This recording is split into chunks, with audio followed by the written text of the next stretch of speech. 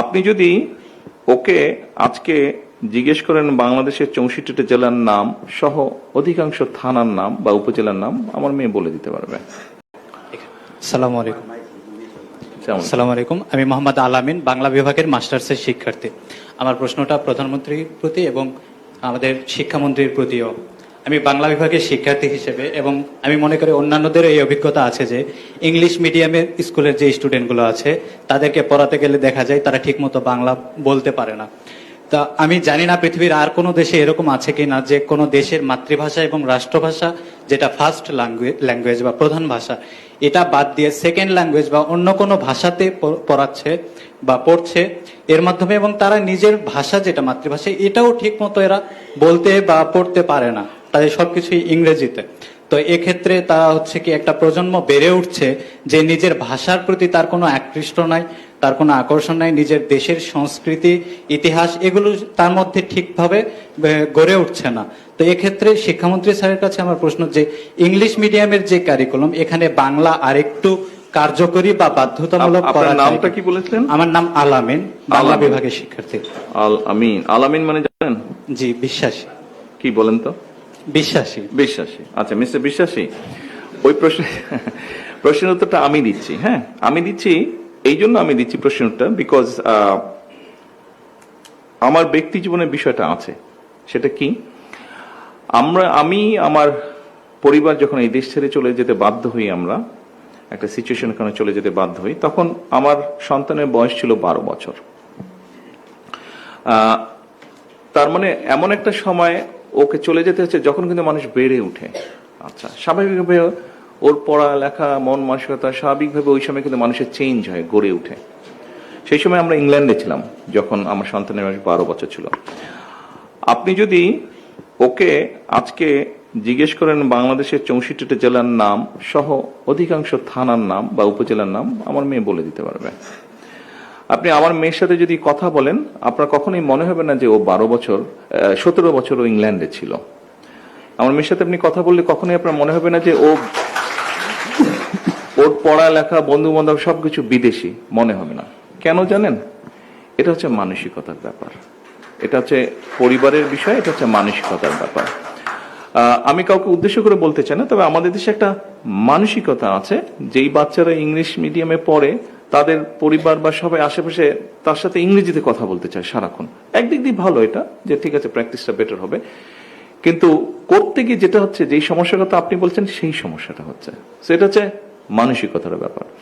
এখানে আইন কারণ জোর জবরদস্তি কিছু হবে না, এটা নিজের মন থেকে পরিবর্তিত হতে হবে। তো আমার প্রশ্নটা হচ্ছে, আমরা জানি যে বর্তমানে প্রতিযোগিতামূলক বিশ্বে টিকে থাকার জন্য ডেমোগ্রাফিক ডিভিডেন্ডের বিকল্প নেই। এক্ষেত্রে আমরা জানি যে ডেমোগ্রাফিক ডিভিডেন্ডের মাধ্যমে 50%-এরও বেশি মানুষ কর্মশক্তিতে রূপান্তরিত হতে পারে।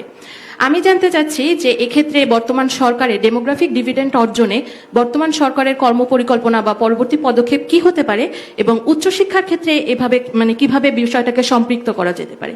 Thank you sir. Thank you Anindita, very intelligent and very important question. এই ডেমোগ্রাফিক সুবিধাটা আমরা কতদিন পর্যন্ত পেতে পারি, আপনার কোনো ধারণা আছে?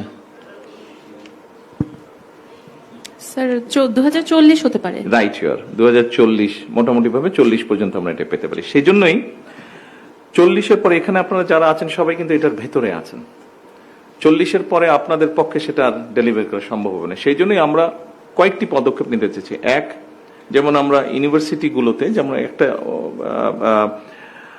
প্রিন্স যেমন একটা কথা বলেছে যে অ্যাপ্রেন্টিসশিপ, আমরা না প্রিন্স না, এটা মোবাশ্বের বলেছে, হ্যাঁ মোবাশ্বের বলেছে অ্যাপ্রেন্টিসশিপ, এই বিষয়টাকে আমরা ইন্ট্রোডিউস করতে চাচ্ছি। এটা গেল 1 নম্বর।